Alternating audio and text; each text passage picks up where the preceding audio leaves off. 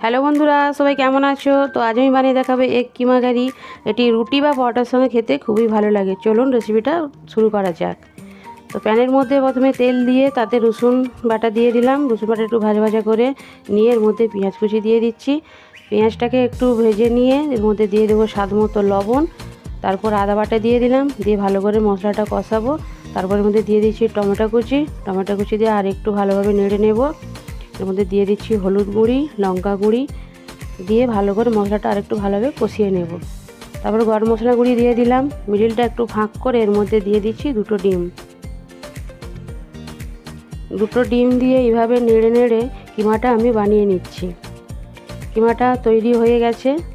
বাকি মশলাগুলো এর মধ্যে ভালোভাবে মিশিয়ে নিচ্ছি।